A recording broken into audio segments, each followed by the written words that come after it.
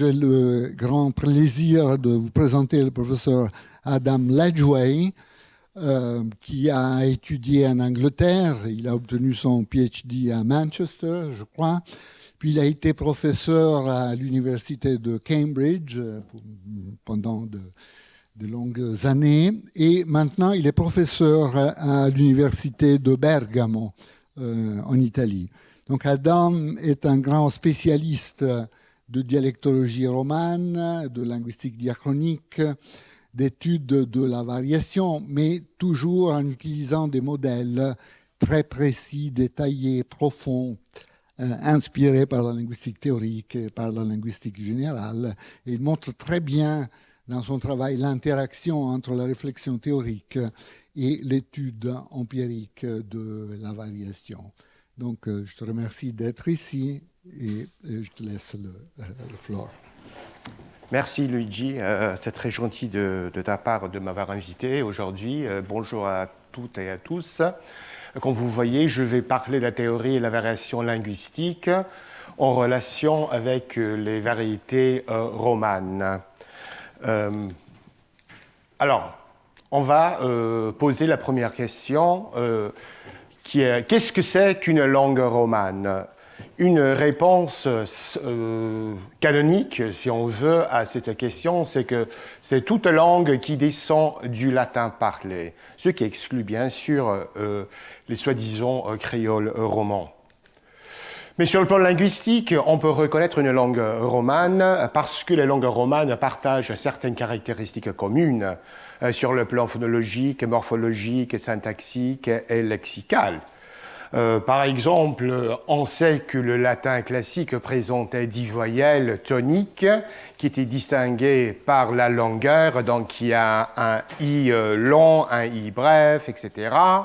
Mais quand on passe aux langues romanes, on sait qu'il y a deux systèmes vocaliques différents. Il y a des langues romanes comme le sarde, qui a abandonné complètement les distinctions de quantité, de façon à ce que tous les i, par exemple, longs et brefs, deviennent un i. Donc on a philo et pilo, par exemple. Tandis qu'en latin, on a philum et pellum, avec un i bref.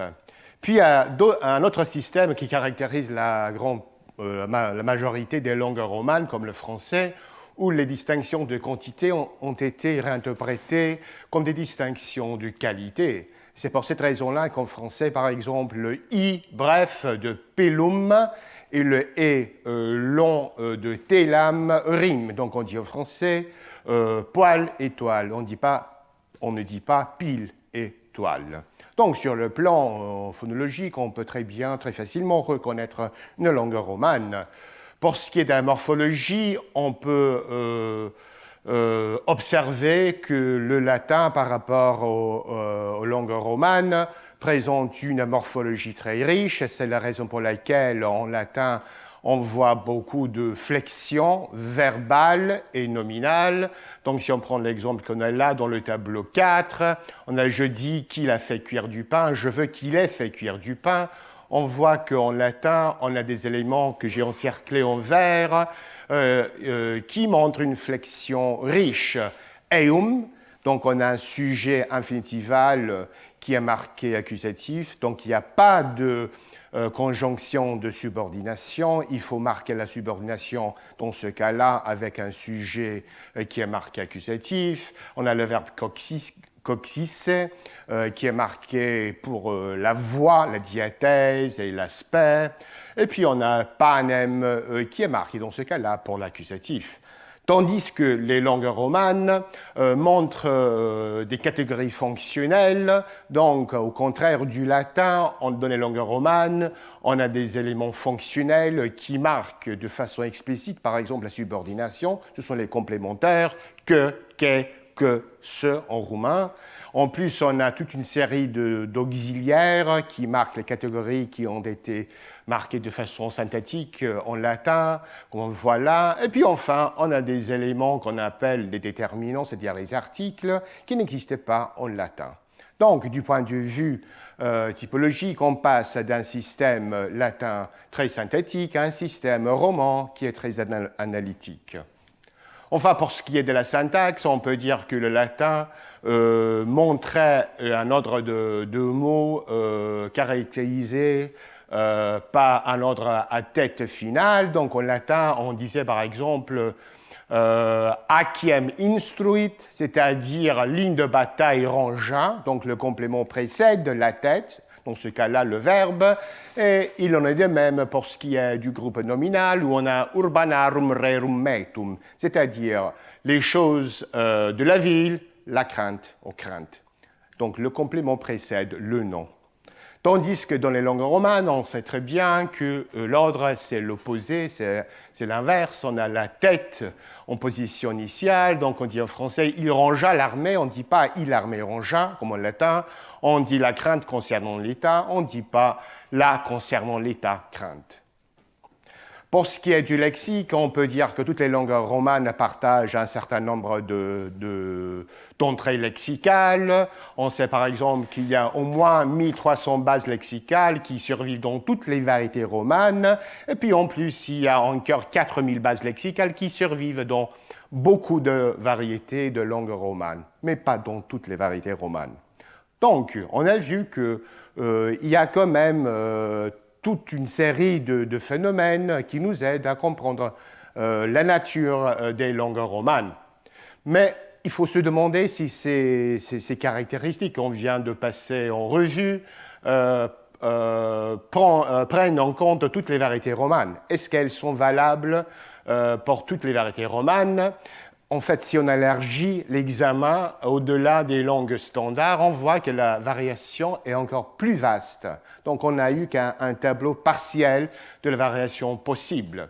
Puis en plus, cette variation possible qu'on voit quand on examine toutes les variétés, et non pas seulement les langues standards, peut nous aider à évaluer et à mettre à l'épreuve les paramètres, les universels et la typologie.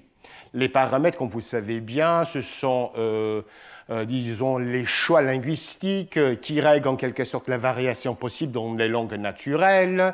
Les universels sont les règles qui régulent toute langue naturelle de façon à ce qu'on n'ait pas de grammaire sauvage.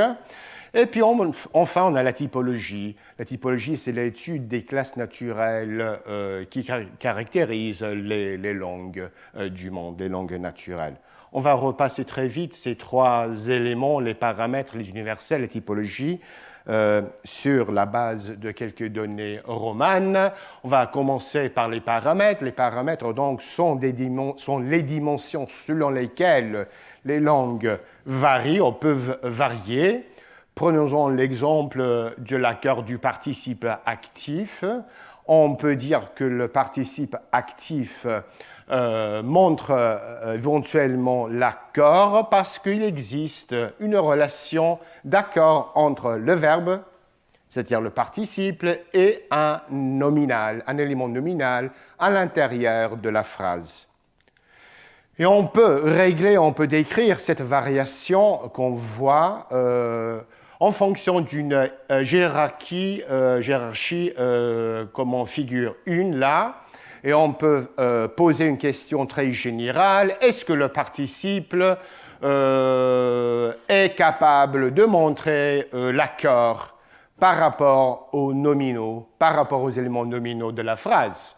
Si la réponse est non, c'est-à-dire que non, le participe n'est pas susceptible d'accord, on arrive à une langue, on obtient une langue comme l'espagnol ou le portugais, où on constate que le participe actif, comme on voit dans cet exemple-là, n'est pas en mesure de montrer un accord. Donc on dit « Esta canción la has escuchado » et on n'a pas d'accord.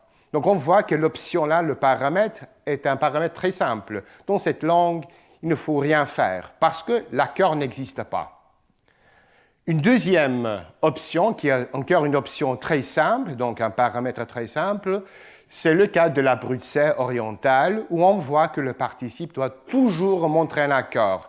Donc on a l'espagnol, il n'y a pas d'accord, option pas très marqué. Et puis maintenant, on a un exemple d'une variété de l'Italie, la Bruxelles, où il y a toujours l'accord. Donc, jamais l'accord, toujours l'accord.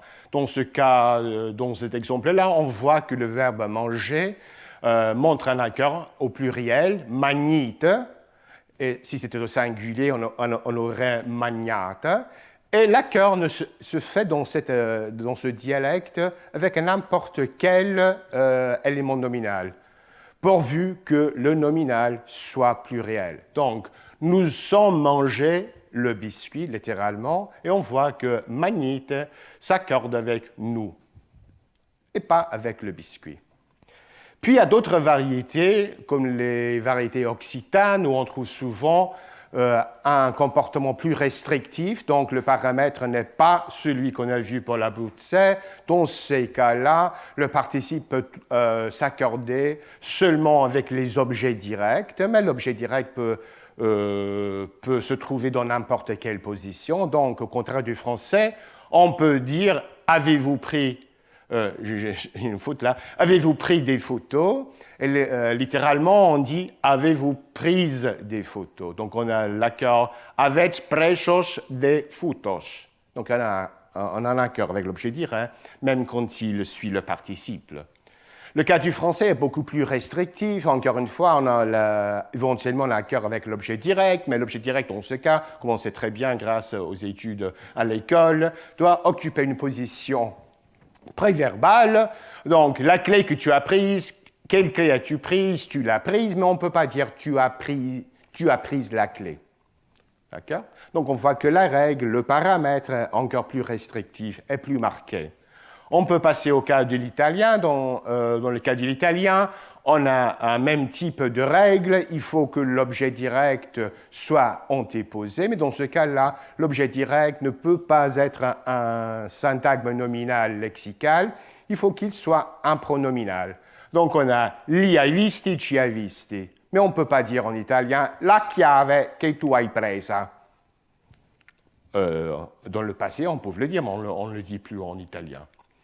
Enfin, dans le cas du sarde, en sarde, c'est un peu comme l'italien, mais il y a une restriction ultérieure, c'est-à-dire que le pronom qui précède le participe doit être à la troisième personne. Donc, on a los has vistos, tu les as vus avec accord, mais dans le cas de tu nous as vus, il n'y a pas d'accord. Puis enfin, l'option. La dernière option possible, on le voit dans le cas du catalan parlé à Barcelone, où on a l'accord, comme en sarde, seulement avec les objets pronominaux qui sont de la troisième personne. Mais dans ce cas-là, il faut que le pronom soit du féminin. Donc on dit « Ils ai git », je les ai lus, masculin, sans accord, mais « les ai gides » au féminin. Donc on voit que la règle, les paramètres deviennent de plus en plus restrictifs quand on passe du haut en bas. Donc on a vu que pour ce qui est des paramètres, que les langues romanes modernes, standards, c'est-à-dire l'espagnol, le français, l'italien, ne font qu'offrir un tableau partiel de la variation possible. Tandis que si on prend en considération la variation non standard, comme on va dans le cas de la Bruxelles, le Languedoc, languedocien, le sarde et le catalan de Barcelone, on peut achever, on peut réaliser, si on veut, un tableau plus complet. Puis en plus, on voit donc que les paramètres qu'on voit dans la figure 1 partent d'une position, disons, pas marquée, donc il n'y a pas d'accord, toujours l'accord. Et puis après, on voit par chaque étape que la règle devient de plus en plus restrictive. En plus, cette hiérarchie qu'on voit en figure 1 nous représente aussi le changement diachronique, parce qu'on sait que si on étudie les langues romanes, les variétés romanes, du point de vue diachronique, que la règle se réduit de plus en plus en suivant les étapes que je vous ai données dans la figure 1. Okay? On va passer maintenant aux universaux. On va prendre l'exemple de la finitude. On constate normalement que dans les langues du monde, la finitude représente une distinction binaire, c'est-à-dire la flexion, ou si on veut, inflection, peut avoir deux caractérisations. Sur la première, il y aurait une flexion plus tend, plus à cœur. Donc, on a affaire avec un verbe fléchi, comme dans le cas du français. Elle rentre, elle rentrait, elle rentra, elle rentrera, elle rentrera, etc. à la maison. Et parce que le verbe est riche, parce que le verbe comporte des flexions pour le temps et pour l'accord du sujet, on peut réaliser un sujet explicite, comme on voit ici, elle. Dans le cas de l'infinitif, par exemple, donc un verbe non fléchi, un verbe non fini, le verbe non fini n'a pas de flexion temporelle, pas de flexion relative à l'accord. De cette façon, on n'aura jamais de sujet explicite, on n'a qu'un sujet nul, qu'on appelle big pro, si on veut. Donc, dans le cas de l'infinitif en français, on a « avant de rentrer, papa a téléphoné ». On ne peut pas dire en français avant d'elle rentrer, papa a téléphoné. Parce qu'on ne peut pas avoir un sujet là, parce que le verbe est un verbe infinitif qui n'est pas très riche. Et c'est ce qu'on dit, c'est ce qu'on soutient normalement. Pourtant, on trouve pas mal de variétés romanes où on peut quand même avoir une phrase avec le verbe à l'infinitif qui légitime quand même un sujet nominatif. C'est le cas du français régional. Dans certaines régions de la France, par exemple, on peut avoir des phrases comme « Je m'adresse à vous pour vous me donner quelques renseignements, pour que vous puissiez me donner ». Dans ce cas-là, on a l'infinitif. Donc on voit que même s'il s'agit d'un verbe à l'infinitif non fini, on a quand même un sujet. Il en va de même pour l'occitan. Eu trabalho pour elle s'amusa. Je travaillais pour elle s'amuser, pour qu'elle puisse s'amuser. On a d'autres exemples, toujours en Occitanie, en espagnol par exemple, puis dans d'autres variétés non standards, en corse, en sarde, en ligurien, en sicilien. Donc on voit que la règle universelle n'est pas universelle. Il faut être quand même, disons, plus flexible et il faut accepter que la finitude ne représente pas une simple dichotomie, mais représente plutôt une notion scalaire. Donc, on a ce qu'on vient de voir, des cas d'infinitifs personnels qui, sur le plan morphologique, ne sont pas finis parce qu'ils ne présentent pas de flexion explicite, mais sur le plan syntaxique, ils se comportent comme s'ils étaient des verbes subjonctifs, par exemple. Non? Alors, on va passer à la variation typologique, on va encore parler des infinitifs. On va noter que pas mal de variétés romanes présentent aussi la possibilité que l'infinitif apporte une flexion. Donc on parle là d'infinitif fléchi. Donc en français, on dit « vous décidez de partir », mais dans ces variétés-là, c'est comme si on pouvait dire « vous décidez de partir ». Donc, il y a une flexion à la fin. On trouve des infinitifs fléchis dans des variétés comme le sarde, l'ancien napolitain, le galicien, l'ancien léonnais, et en portugais européen moderne. Prenons l'exemple du sarde. On a par exemple cantare, chanter. Et à cet infinitif, on peut ajouter des flexions. Cantare po, chanter moi. Cantares, chanter tu. Cantare, chanter elle, lui, etc. Donc, on a une forme non fléchie, mais qui en même à la fois permet des formes fléchies. Et voilà des exemples. On a par exemple un ancien napolitain. È ora de ne levaremo dello letto. Il est heure de nous lever, mais ce n'est pas tout simplement de nous lever, mais de nous lever en du lit. Donc, on a une forme qui est non finie, mais qui en même temps présente une flexion. Donc ce n'est pas tout simplement un infinitif, c'est un infinitif un peu spécial qui veut en quelque sorte se comporter comme s'il était une forme fléchie. En plus, il y a des variétés romanes qui présentent des gérondifs et des participes qui sont fléchis. C'est toujours le cas du galicien, du portugais et de l'ancien napolitain. On va prendre quelques exemples. 5b, par exemple, là, en galicien, cantando des, quindi chantant, mais avec une flexion pour la deuxième personne plurielle, ainsi. Donc c'est une possibilité qui n'existe pas en français, qui n'existe pas en italien, etc., mais existe dans ces variétés. Un exemple avec un participe fléchi, on va prendre l'exemple du napolitain ancien. Erano due mariti e muliere timentino. Donc il y avait deux maris et deux femmes craignant, mais craignant-on. On a une flexion qui marque la troisième personne plurielle. Donc on voit que les variations typologiques souvent se révèlent plus vastes que celles qu'on trouve dans les langues standards. Et donc, il faut reconnaître les catégories, les parties du discours traditionnel ne sont pas forcément définitives. Quand on élargit son regard, on voit de la variation de ce genre-là. Il faut peut-être repenser les catégories traditionnelles et les parties du discours. En plus, une approche scalaire de la finitude s'impose parce qu'on ne peut pas parler tout simplement des formes finies et des formes non finies, comme on a vu. Et il faut quand même reconnaître au moins 4 types. Un type très fini, c'est-à-dire le présent, l'imparfait, le futur, où on a des marques de temps d'accord. Puis un infinitif canonique normal, où il n'y a pas de marque de temps, pas de marque d'accord. Et puis on a, disons, des catégories intermédiaires, comme l'infinitif personnel, qui n'a pas de marque d'accord, mais on n'en a pas parlé aujourd'hui, mais on a soutenu ailleurs qui...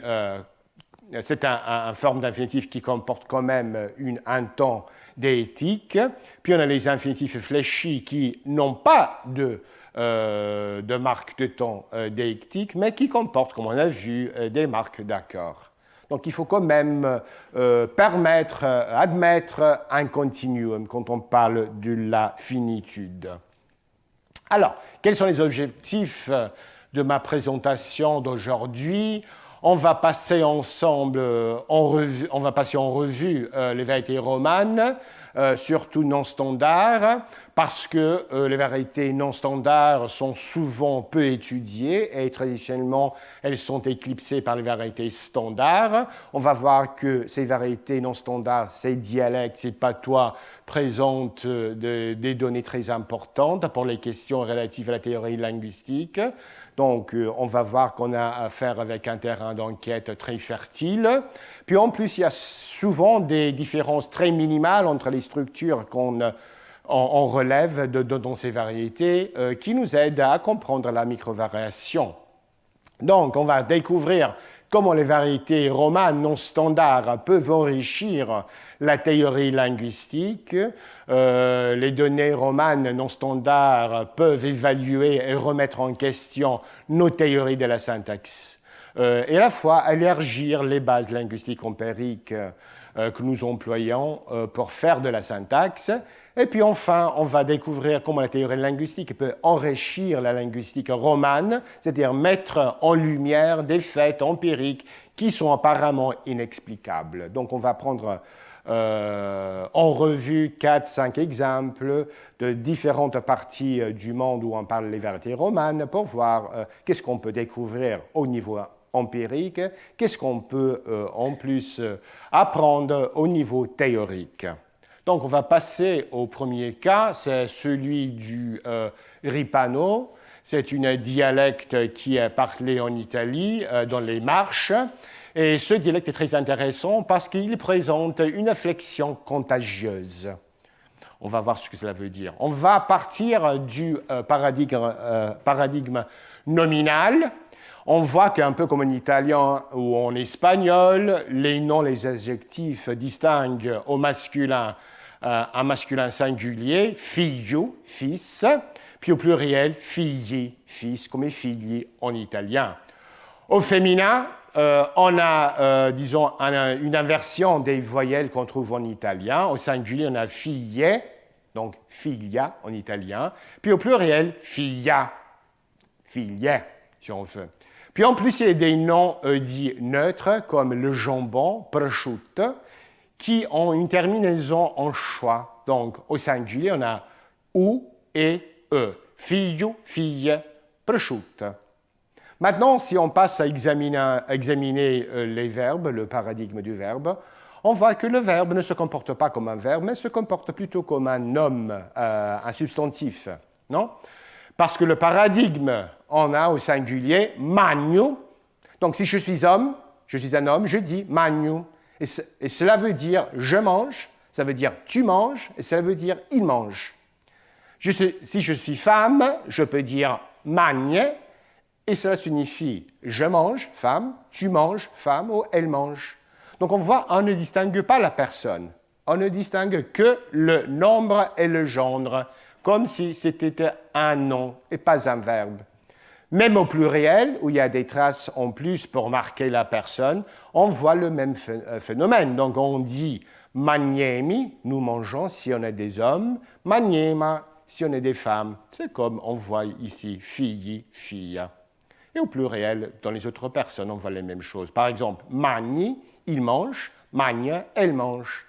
Et puis, si on prend un verbe impersonnel comme pleuvoir, tout comme le jambon, on a piove, comme le choix final. Donc on voit que le verbe ne se comporte pas comme un verbe, mais se comporte comme si c'était un élément nominal. Donc la flexion qu'on trouve, ce n'est pas une flexion,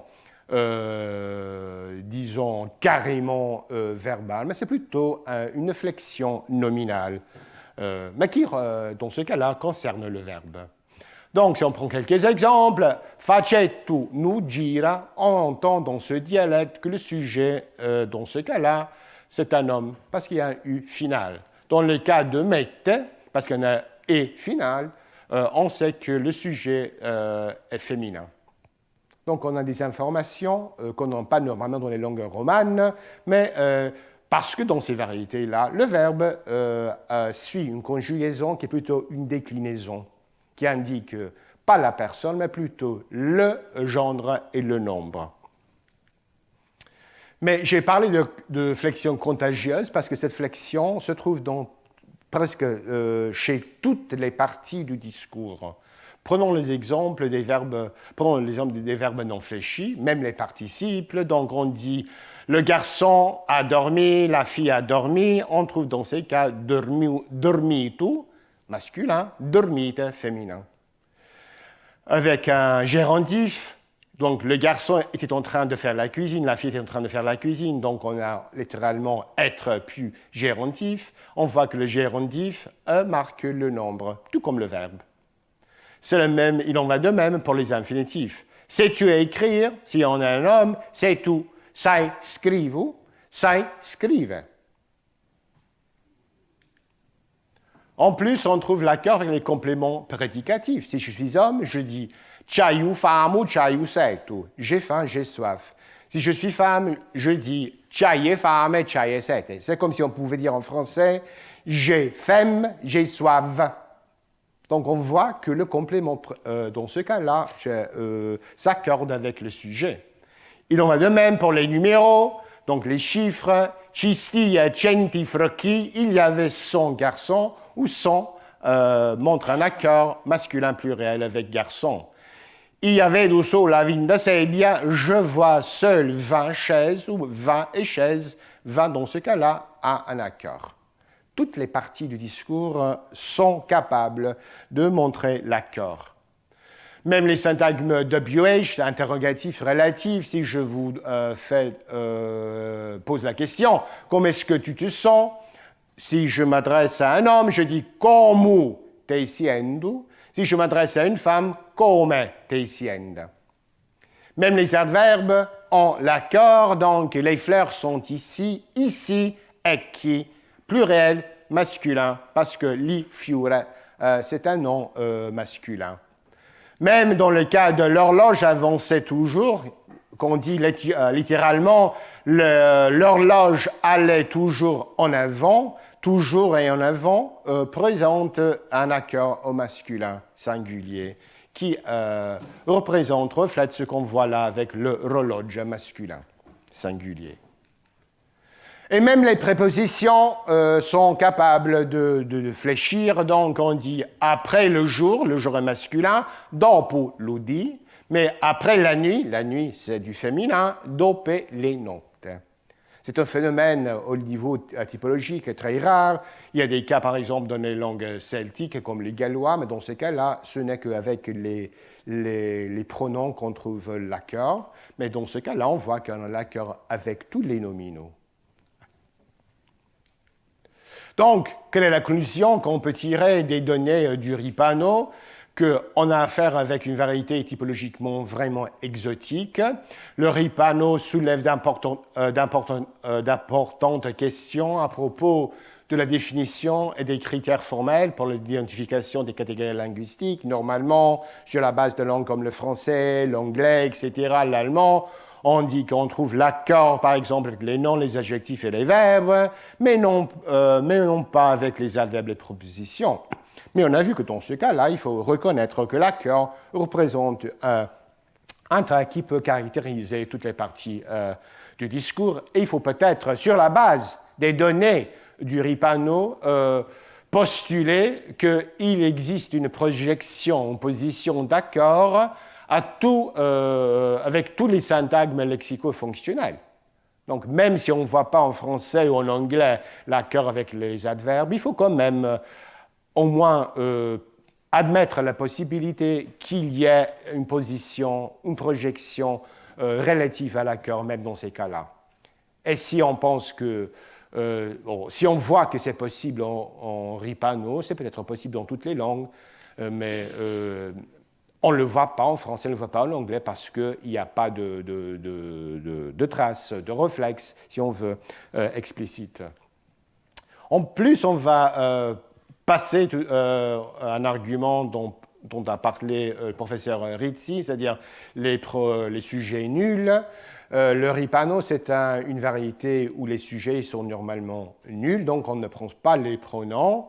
Et si on reprend le paradigme du verbe, on voit que le verbe, au moins au singulier, ne marque que le genre et le nombre. Mais normalement, on soutient que dans les langues à sujet nul, au moins les langues européennes, qui sont des langues à sujet nul, ce qui légitime le sujet nul, c'est la personne, et peut-être aussi le nombre, mais surtout la personne. Mais on voit que dans ces exemples-là, moi, au singulier, il n'y a pas de marque de personne. Magnus est une forme qui peut être ambiguë, non? Parce que ça peut signifier je mange, tu manges, il mange. Mais il faut que le sujet soit masculin. Magné, c'est le cas envers où on a un sujet féminin. Donc on voit qu'il faut peut-être repenser aussi les conditions qui règlent la légitimation des sujets nuls. OK. On va passer maintenant au portugais brésilien. On va se demander où est le sujet.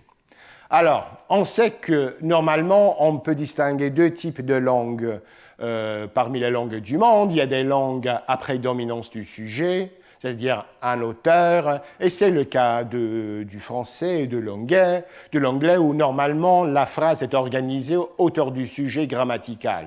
Donc on dit en français « les chiens mordent les gens », et c'est quelque chose de très différent par rapport à « les gens mordent les chiens ». D'accord? Parce qu'on part du sujet, et le sujet fait quelque chose normalement. Par contre, il y a des langues dans le monde qui sont des langues à prédominance du topique, donc on ne part pas du sujet, mais on part d'un élément d'intérêt.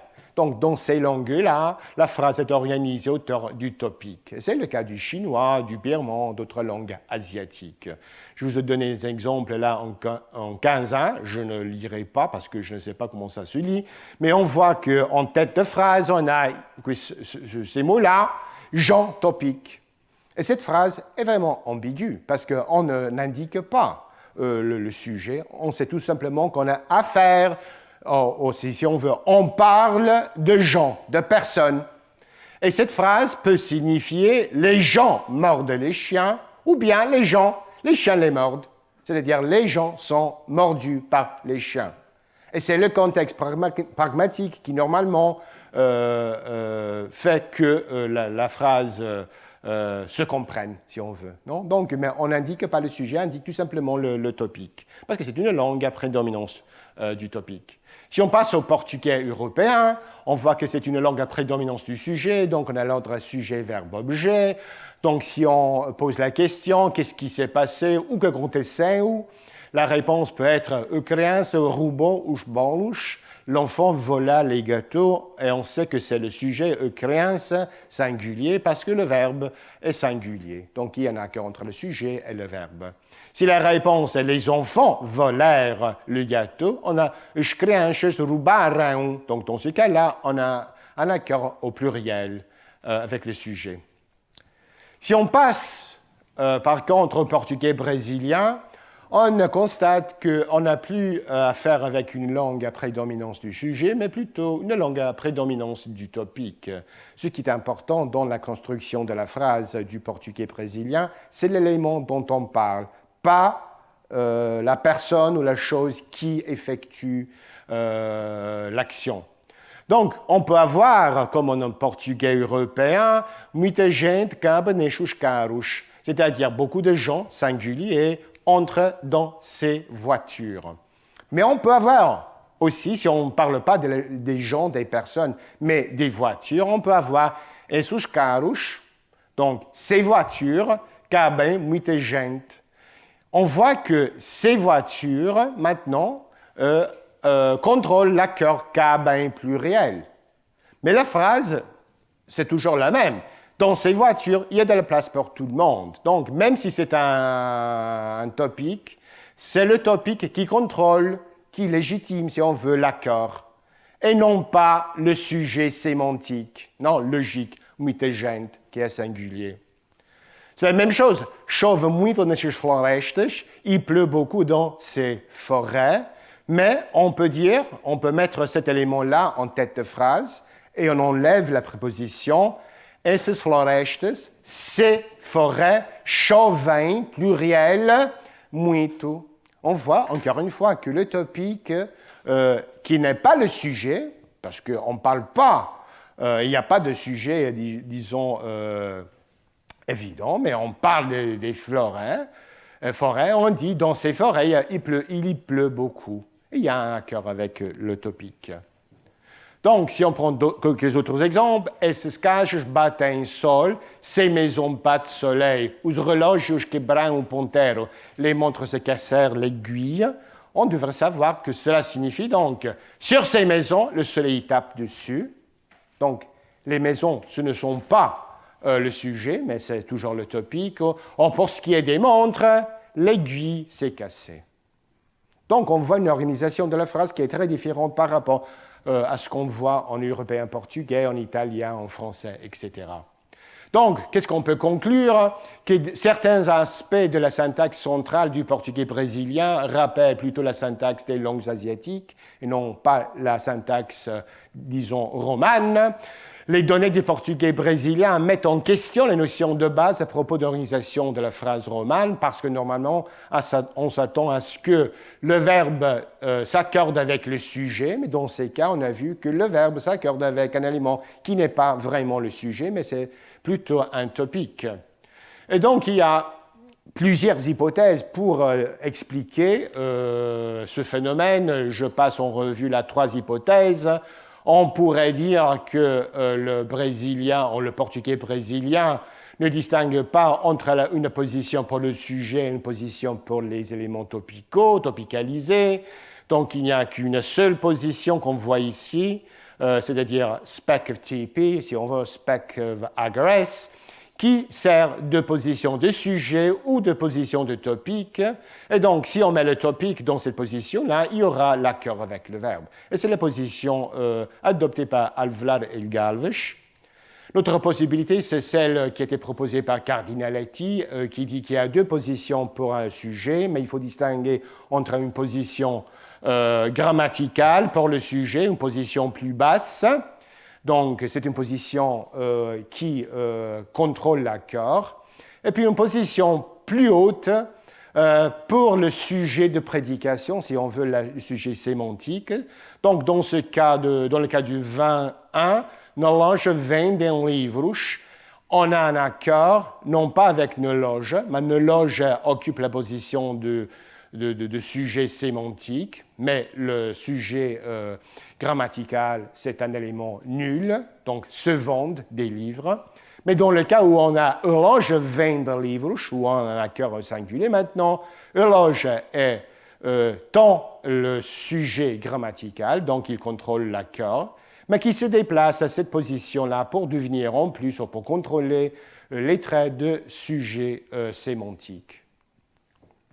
Autre possibilité est peut-être celle qu'on obtient grâce aux études du professeur Rizzi, qui a élaboré tout un espace qu'on appelle la périphérie gauche, au-dessus du noyau propositionnel, où il y a des positions pour les topiques, et on pourrait dire, par exemple, que dans ces cas, comme esses cajas batem sol, esses cajas occupent une position de topique à l'intérieur de la périphérie gauche, qui est quand même liée avec une position du sujet grammatical. Et donc, on trouve un accord. C'est ce que j'ai dit moi aussi dans un article de 2010, quand j'ai parlé d'une construction un peu similaire dans le dialecte napolitain. Okay. Et si on accepte cette position-là, il faut dire peut-être donc que le IPP, c'est-à-dire la stipulation qui veut que chaque phrase porte un sujet, peut être contrôlée à l'intérieur de la périphérie gauche. Ce n'est qu'une suggestion. Donc, une dernière constatation que je n'explique pas, mais que je vous laisse. Qu'est-ce qu'on fait donc du français parlé, où on observe même très souvent une organisation de la phrase qui part du topique et pas du sujet. Donc en français, on peut avoir parlé, les chiens, ça mord les gens. Ouais, donc, on a un topique et puis un sujet grammatical, ça, qui reprend en quelque sorte les chiens. Ou bien les gens, ils mordent les chiens. On peut même avoir les gens, ça mord les chiens. Mais on voit que peut-être on pourrait dire que le français parlé ressemble un petit peu au portugais brésilien. Mais je ne sais pas, ce n'est qu'une hypothèse. Alors, on va passer maintenant, on va rester en France, on va passer au gascon et le marquage de la phrase. Et on va parler en particulier des dialectes béarnais, où on constate un phénomène, disons, très spécial, où on trouve dans les phrases principales, dans les propositions principales, un élément qu'on peut appeler, définir une conjonction de subordination, c'est-à-dire le quai énonciatif. Donc, en français, on sait très bien, on dit tu chantes, tu manges, je vais, je me lave, etc. Mais en gascon, on dit que cantos. On ne peut pas dire cantos. Il faut dire que. On prononce que. Donc, je ne dis pas je me lève, mais je dois dire que me lève. Si j'en mets le quai, la phrase n'est pas grammaticale. Donc, une particularité très bizarre de ces dialectes, c'est que les phrases principales doivent toujours commencer par un complémentaire, une conjonction de subordination. Donc, c'est, de ce point de vue, une variété typologiquement très exotique, parce que les phrases déclaratives dans une perspective interlinguistique ne sont pas normalement marquées. On dit comme en anglais, on dit comme en français, en allemand. Le chien regarde la maison, il cane guarda la casa, der Hund sieht das Haus an, the dog watches the house. Il n'y a pas de marque particulière pour les phrases déclaratives. Mais dans le cas du gascon, il faut marquer la phrase comme déclarative en insérant cet élément que. Lucan que guarda l'ustau. Et on va noter que le sujet doit toujours précéder que. On ne peut pas le mettre là. On ne peut pas dire que Lucan guarda l'ustau. Il faut dire Lucan que guarda l'ustau. En tout cas, on voit donc qu'on a une structure qui ressemble dans une certaine mesure à une phrase subordonnée. Parce qu'on dit par exemple, ton père a fait une bêtise, qu'est tu pai una bestiesa. Donc c'est comme si c'était une phrase subordonnée. Je mangerai tout le pain, que me mingi tout le pain. Donc c'est vraiment bizarre. Et même les phrases subordonnées en chassé présentent donc deux conjonctions de subordination. Il y a la conjonction de subordination, le complémentaire vrai, permu que, parce que, los seipayres, les ramasseurs de champignons, que, c'est le que énonciatif, sous Mathias. Donc on a deux que dans ces structures-là. Pourquoi est-ce qu'on constate cette particularité, ce trait dans les variétés gasconnes? Comme j'ai voulu soutenir dans un travail de 2020, c'est grâce au contact avec le basque, parce que comme on sait, le gascon a été en étroit contact séculaire avec le basque. Et en basque, on trouve tout un système de particules en tête de phrase qui marque la force de la phrase. Il y a bai pour la force déclarative, il y a al pour la force interrogative, optative, ot pour dubitative, etc. Et on trouve, même si les éléments lexicaux sont différents, on trouve le même système qui est reproduit, qui est répliqué en gascon. Donc ce n'est pas tout simplement les phrases déclaratives qui présentent en tête de phrase un élément qui marque la force illocutoire, mais on trouve aussi une marque pour les phrases interrogatives, les phrases dubitatives et pour les phrases évidentielles, par exemple. Donc, on voit que le gascon n'a fait que reproduire ce qu'on trouve en basque. Et donc, c'est vraiment un phénomène très, très spécial, parce que on a trouvé presque un unicum, c'est-à-dire il y a très peu de langues dans le monde qui présentent une marque spéciale pour marquer, pour signaler, si on veut, les phrases déclaratives, parce que normalement, les phrases déclaratives ne comportent pas de marque spéciale. En plus, on voit que grâce au contact, on a reproduit, on a répliqué une structure basque qui est une langue non indo-européenne, donc le contact se fait même dans ce contexte-là. Et puis en plus, il faut en quelque manière intégrer ce qu'on vient de voir, cette trait exotique, même dans nos théories de la langue. Et ici, grâce de nouveau aux travaux du professeur Rizzi, on a une explication très, très facile.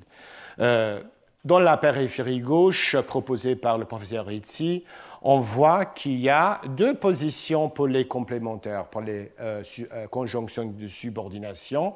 Une position haute, où on trouve normalement les conjonctions de subordination, comme que en français, il a dit qu'il est malade, mais il y a aussi une position thin phrase, une position très basse, qui normalement n'est pas toujours lexicalisée, mais on voit que dans le cas donc, du gascon, cette position, c'est celle qu'on trouve dans les phrases principales.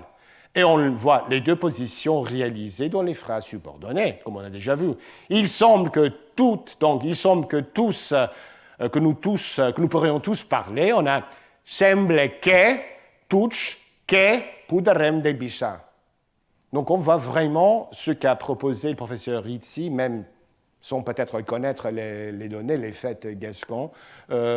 On voit que cette structure proposée par le professeur Rizzi est exactement ce qu'on trouve en gascon. Et ce n'est pas par hasard, hein, ce n'est pas un fait casuel. Et on voit encore une fois que le sujet, comme je vous ai déjà dit, doit se prononcer dans cette position-là. C'est-à-dire, je dois trouver devant que. Et donc, on a affaire avec un élément qui est topicalisé, focalisé. Et s'il est topicalisé, ça peut-être nous rappelle ce qu'on a vu pour le portugais brésilien, où les sujets, on peut les appeler sujets, sont des éléments topicalisés. Et on voit encore une fois que donc, le sujet doit être légitimé toujours à l'intérieur de la périphérie gauche, dans le cas du gascon, et pas à l'intérieur du noyau propositionnel. En plus, si on veut, on peut proposer, comme j'ai fait dans mon travail de 2020, que ce qu'on voit avec ce qu'énonciatif, ce n'est qu'une autre, si on veut, marque explicite de la contrainte verbe second, c'est-à-dire en gasconcien, comme dans toutes les variétés romanes médiévales, on déplaçait le verbe en deuxième position, c'est-à-dire le verbe devait occuper et réaliser la tête de thin phrase. Donc, aquesta carta paujam nos tots tres. tout comme en allemand moderne. Donc, c'est un cas de verbe second. Et maintenant, on peut dire, donc, en gascon moderne, on a la même règle, mais la règle a changé parce qu'on ne déplace plus le verbe, mais on réalise la même position avec le complémentaire. Donc, on peut, si on veut, conclure que le gascon moderne est une langue à verbe second, dans le sens technique. C'est-à-dire qu'il faut toujours lexicaliser la tête fin phrase. Dans l'ancien gascon, on réalisait sa tête avec le verbe qui se déplaçait, et maintenant, on réalise cette même position avec cet quai énonciatif. Okay? On va passer maintenant au grec, c'est-à-dire le grec qu'on parle en Italie, dans la partie méridionale de l'Italie. Même si on ne parle plus de façon très vaste, dans de vastes zones de l'Italie méridionale, le grec est conservé et se parle encore en Italie, c'est-à-dire en Calabre, où on l'appelle greco, ou si on veut en italien, grecanico. Donc il y a 6 pays où on parle encore le grec comme langue maternelle. Et puis en Salento, il y a 7 pays où on parle encore le grec, l'italo-grec, qu'on appelle grico. Okay? Et c'est une langue que j'étudie depuis plus de 10 ans maintenant.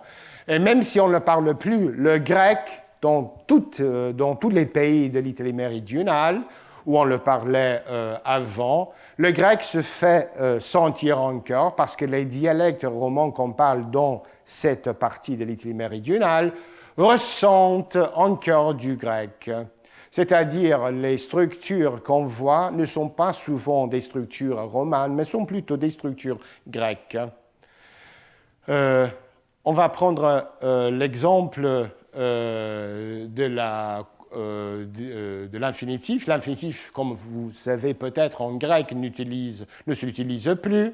C'est un phénomène qui regarde presque toutes les langues des Balkans. Donc, dans le grec de la Calabre, du Salento, on ne l'emploie presque plus l'infinitif. Et on trouve 2 complémentaires. Il y a un complémentaire spécialisé pour les phrases à l'indicatif, donc ti ou ka, comme on voit en 30, sullego ti como, je te dis que je viens, ti ou ka. Mais pour les propositions au subjonctif, on trouve un autre complémentaire, qui est na, comme en grec moderne. Donc on dit telina goraina spita, elle veut qu'elle achète une maison. Mais que, ce n'est pas le même que qu'on voit là. On a ti versus na, ka versus na. Donc il y a 2 complémentaires. Un complémentaire pour les propositions indicatives, un complémentaire pour les propositions au subjonctif. Donc, dans la langue romane, comme on sait, comme en français, on utilise de façon très répandue l'infinitif. Elle veut acheter une maison, même quand il y a la coréférence. Et il n'y a qu'un complémentaire. Il m'a dit qu'il ne te connaît pas. Et même dans les phrases au subjonctif, nous voudrions qu'elle vienne avec nous. Il n'y a que. Mais qu'est-ce qu'on trouve dans les dialectes romans de cette partie de l'Italie méridionale? On trouve des structures grecques, pas des structures romanes. Donc, on a 2 complémentaires. Donc, en calabrais, par exemple, on dit « Ti dico che vaio oggi », je te dis que je vais aujourd'hui. Mais si je veux dire « je dois aller voir » ou « je dois aller aujourd'hui », on n'utilise plus « ka », mais on a « mu ». Aio mu vaio mu viu, du vaio mu vaio oia. Littéralement, je dois, que je vais, que je vois, ou que j'ai, que je vais aujourd'hui. On n'utilise pas l'infinitif. Mais en français, on dirait, oui, mais évidemment, je dois aller voir où je dois aller aujourd'hui. Donc, on voit que les structures sont grecques, même si les mots sont des mots romans. Donc, au contraire des langues romanes standards, comme le français, cet été, je voudrais connaître ta grand-mère, on dit en grec, en italo-grec, tundo caloceri naivrotinnonas, cet été, je voulais que je trouve, que je rencontre, et en calabrais, par exemple, ou en salentino, c'était stati vorriamo incontro. Cet été, je voudrais que je rencontre. Donc, on évite l'infinitif. Donc, on voit, on a affaire avec des structures grecques. Donc, pour conclure, on peut dire que dans ces cas-là, on a le grec déguisé en langue romane. Parce que même si les mots c'est-à-dire la matière est romane, la syntaxe est toujours grecque. Est-ce qu'on appelle, ce que Rolf appelait spirito greco mater romanza, esprit grec, matière romane. En plus, on a encore une preuve de la périphérie gauche du professeur Rizzi, parce qu'on a vu qu'il y a deux complémentaires, on a déjà vu qu'il y a deux positions pour les complémentaires, force et fin, et on voit que dans ces dialectes grecs, ces dialectes romanes, le complémentaire spécialisé pour les propositions indicatives occupe une position très haute, donc qui précède les éléments topicalisés et focalisés, tandis que les complémentaires spécialisés pour les phrases et les subjonctifs se trouvent dans une position plus basse et sont suivis par les éléments topicalisés et focalisés. Donc on a une preuve ultérieure de la structure hypothisée par Luigi Rizzi. Donc on a par exemple pisteo ka, donc que, uchurisa, élément focalisé, et puis le verbe. Mais si on prend l'exemple d'un complémentaire qui introduit une phrase au subjonctif, on a oio ou Giorgio, topic, puis ensuite la tête de fin phrase coup. Donc on voit encore une fois que la structure proposée pour la périphérie gauche est reflétée de manière directe dans ces dialectes. Alors, le dernier argument que je vais traiter, ce sont les temps surcomposés et les phrases hypothétiques. Comme vous savez, en français, on peut avoir à côté de « j'ai voyagé », donc un temps composé simple, on peut dire dans certains contextes et surtout dans certaines régions de la France, du monde francophone, « j'ai eu voyagé ». Donc, on a deux auxiliaires, « j'ai » et « eu », voyager. OK ? On sait qu'en français et dans d'autres langues aux variétés romanes, normalement, cette périphrase surcomposée peut comporter une valeur accomplie, perfective. Donc, dans le cas de 45K, dès qu'elle a eu fermé la porte, elle s'est déshabillée. La signification plutôt dès qu'elle a fini de fermer la porte. Mais dans d'autres cas, on sait que la même périphrase peut comporter des valeurs expérientielles ou épisodiques. Donc, c'est le cas de Cerda, un dialecte du nord-est de l'Italie. On a Gobi ho visto il Papa, littéralement « j'ai vu le pape ». Et cela veut dire « il m'est arrivé, j'ai eu l'occasion ». Donc, ça fait partie de mes expériences. Et ça ne fait pas référence à un acte dans le passé, mais « j'ai eu l'occasion ». Donc, on voit que c'est une périphrase spécialisée pour véhiculer ce sens-là. Et ces temps surcomposés se trouvent dans pas mal de variétés romanes, en occitan, en catalan, en ladin, et même en ancien napolitain. OK ? Si on passe maintenant aux variétés germaniques, on trouve le passé surcomposé même dans les variétés germaniques, c'est-à-dire dans les variétés de l'allemand méridional, en Suisse par exemple, et même dans les dialectes néerlandais. Mais là, on nous dit que la valeur est toujours celle d'une valeur perfective accomplie et pas celle de la valeur, et pas la valeur expérientielle positive qu'on a vue, j'ai vu le pape. Donc, j'avais mangé à voir, non, j'avais mangé à voir, ça signifie j'avais fini de manger. On va passer maintenant au dialecte de Wallonie, donc on va passer à la Belgique méridionale, où on parle des variétés de la langue d'Oil, non ? Et là, on note qu'il y a des formes surcomposées qui s'emploient comme en français. Donc, on a une valeur aspectuelle accomplie. Quand j'ai vu déjeuner, donc quand j'ai eu déjeuner, j'ai moussi fou, j'ai entré dehors, je suis sorti. Donc, il n'y a rien de nouveau là, c'est comme en français. Mais on les trouve surtout, les temps surcomposés, dans les phrases qui comportent une valeur modale, c'est-à-dire qui font référence à un monde irréel. Donc, on les trouve très souvent dans les phrases hypothétiques irréelles du passé. Donc, on a par exemple « Qu'ouviez-vous à vu penser, je ne sais pas comment ça se prononce, c'est qu'eussiez-eu pensé. Qu'auriez-vous pensé? S'il aurait eu plu, on aurait eu sti toute fraîche, on aurait eu été tout mouillé. Si je l'eus à vu demander, si je l'eusse eu demandé, on me l'eût eu donné. Donc, ces formes surcomposées se trouvent surtout dans les phrases hypothétiques irréelles du passé. Et c'est ce qu'on trouve aussi en sarde. Donc, le sarde présente des formes surcomposées, mais ces formes ne se emploient que dans les phrases hypothétiques irréelles du passé. Donc, c'est un peu vraiment comme ce qu'on a vu pour les dialectes wallonnais. On va passer maintenant à l'anglais.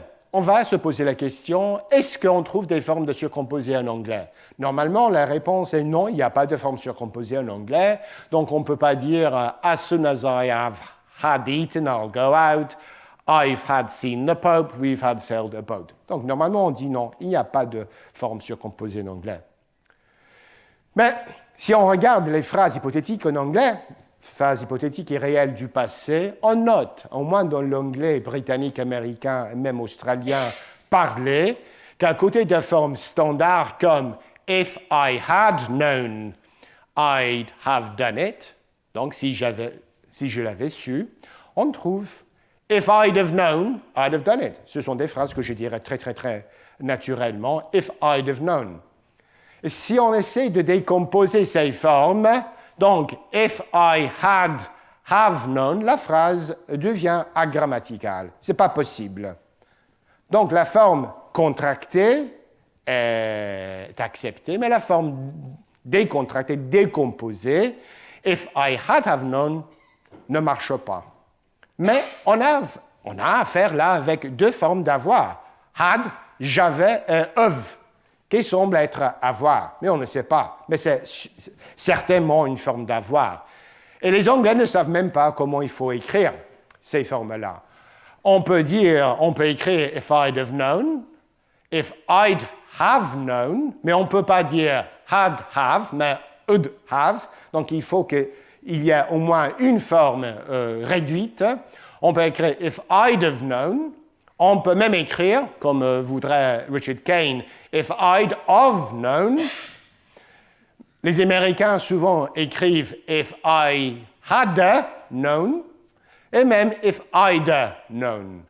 Donc on voit qu'on a affaire avec deux formes d'avoir qui ressemblent en quelque sorte à ce qu'on a observé, constaté pour le français standard, le français parlé en Wallonie et même le sarde.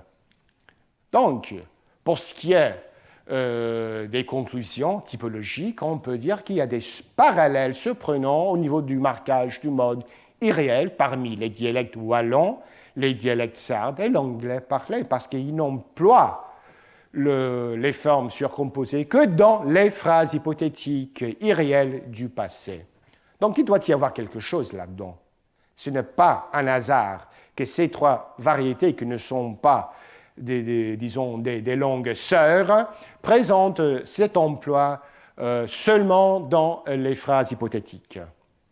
Et en fait, au niveau théorique, on pourrait dire qu'on a là des ingrédients empiriques très précieux, très importants pour comprendre mieux la composition sémantique de l'irréel du passé et pour la construction syntaxique de l'irréel du passé.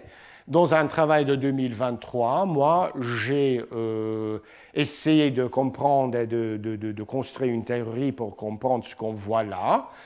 Et j'ai hypothisé que cette deuxième occurrence d'avoir, eu, ou have en anglais, etc., est une activation, si on veut lexicalisation, d'une projection fonctionnelle supplémentaire qui est spécialisée par la marque de la contrefactualité passée, c'est-à-dire la tête de T anterior proposée par Cinque en 1999, c'est-à-dire cette position-là au sein d'une structure cartographique. Et ce n'est pas une tête temporelle, c'est-à-dire cette U, cette have, ne marque pas la distance temporelle, mais c'est ce qu'on appelle iatridu, a fake past, donc c'est un passé faux, qui sert à marquer une distance modale par rapport au monde réel. Donc, en quelque sorte, l'inclusion, l'activation de cette position de set auxiliaire déplace, si on veut, le monde, la phrase, l'énonciation du monde réel à un monde irréel.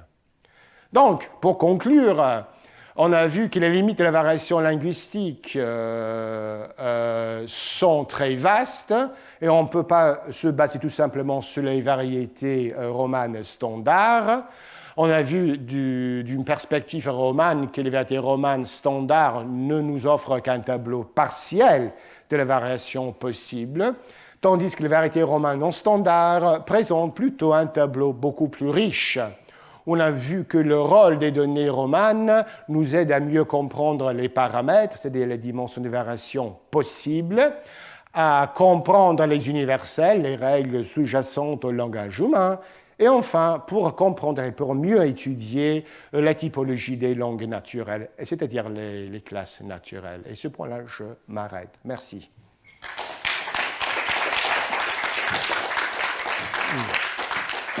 Il faut parler. Okay, merci beaucoup, Adam, pour cette présentation extraordinairement riche qui a vraiment donné l'idée de la richesse tout à fait extraordinaire de variétés romanes qui peuvent vraiment nourrir la réflexion théorique, un peu comme tu l'as fait, en montrant qu'on n'a pas simplement un catalogue de curiosités, de choses étranges, mais de choses certainement surprenantes, mais qui rentrent dans des schémas précis et qui permettent des explications, ou parfois qui font poser de nouvelles questions d'une grande pertinence théorique. Donc pratiquement tout ce que tu as dit pourrait être discuté de ce point de vue, oui. Exactement. Je vais juste poser une question sur l'un des premiers thèmes que tu as abordé. Donc là, quand tu as parlé de ce dialecte de Marche, qui a cette manifestation de l'accord qui est très surprenant. Donc, le verbe à la place de s'accorder en personne et nombre, comme dans les bonnes langues romanes ou aussi comme dans beaucoup d'autres langues, s'accorde en effet un genre grammatical avec le sujet. Alors, comme tu l'as signalé, il y a quand même un aspect très surprenant de cette variété qui est, tout en ayant un paradigme verbal pauvre après tout, parce qu'il n'y a que 2 formes ou 3 formes, si on prend aussi la forme du neutre, on a la possibilité d'avoir un sujet nul, n'est-ce pas? Donc tu peux avoir magno, veut dire moi, sujet masculin, mange, ou bien magne, si j'étais une dame, j'utiliserais la forme au féminin, etc.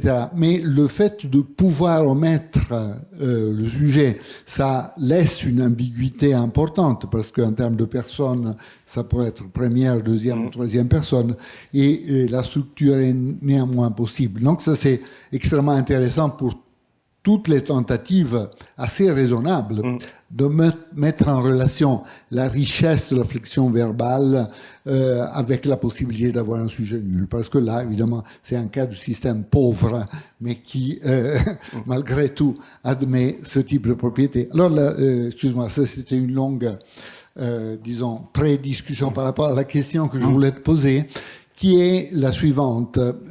On sait que cette question de la richesse de la spécification de la flexion verbale a une valence, des conséquences pour la possibilité du sujet nul, mais aussi pour une autre propriété, qui est le mouvement du verbe à l'intérieur du syntagme verbal, n'est-ce pas? Donc, par exemple, ton ancien collègue Ian Roberts à l'université de Oxford, qui a donné... Cambridge. Pardon, excusez-moi. The other place. Oxbridge, comme on dit.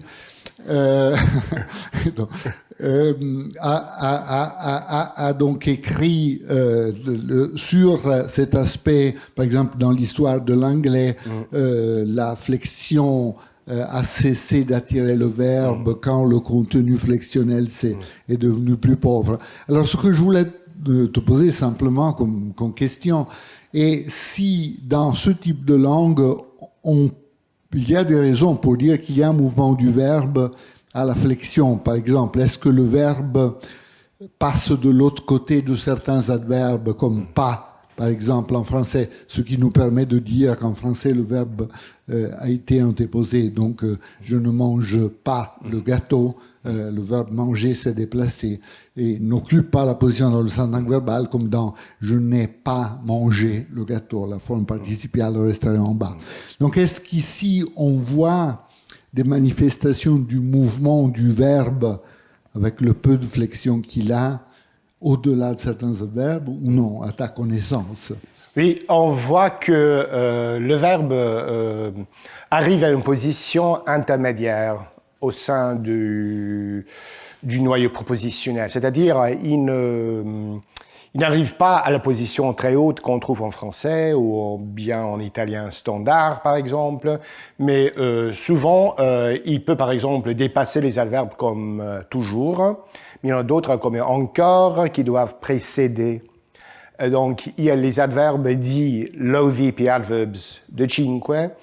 Certains d'entre eux doivent précéder le verbe et d'autres doivent suivre. Donc, on peut dire que le verbe se déplace à une position beaucoup plus haute par rapport à l'anglais, par exemple, mais n'arrive pas à une position très haute comme en français ou comme en italien.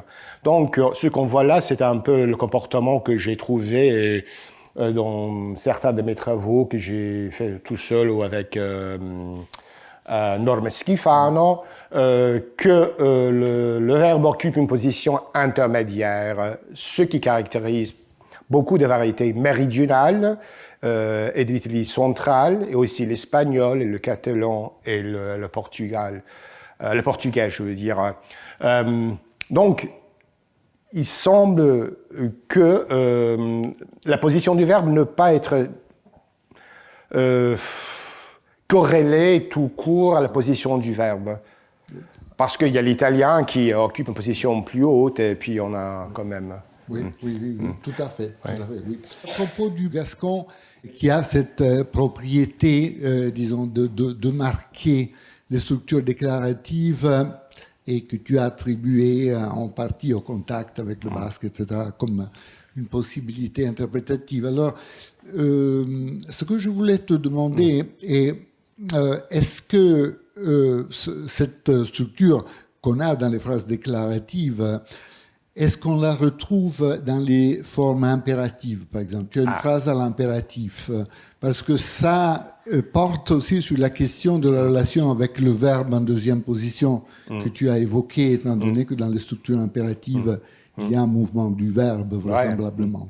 C'est une belle question. Ici, je n'ai pas parlé, mais dans l'article de 2020, j'en ai parlé. Et le seul contexte où on ne trouve pas d'élément préverbal, c'est l'impératif. Voilà. Et donc, quadra, comme on dit, ça marche, non? Ça marche, ça marche, tout à fait. Ça marche parce que dans l'impératif, tu as vraisemblablement un mouvement du verbe qui occuperait la position qui correspond à la position de que, de que, et dans des langues germaniques, dans l'allemand par exemple, tu as le verbe en première position, mais là c'est une forme de verbe sec en tout cas qui se manifeste. Donc c'est extrêmement intéressant et ça correspond à ce qu'on pourrait s'attendre étant donné cette analogie avec les structures avec que et les structures à verbe en deuxième position que tu as fait. En plus, il y a quelque chose que je n'ai pas mentionné aujourd'hui, c'est que dans les phrases négatives, on n'a pas le « que ». Dans ce cas-là, on n'a que la négation. Donc, on a l'impression que la négation occupe une position à l'intérieur de la périphérie gauche. Donc, on a soit une phrase déclarative affirmative, on a « que » ou on a « nous »,« nun ». Donc, les deux sont en distribution complémentaire.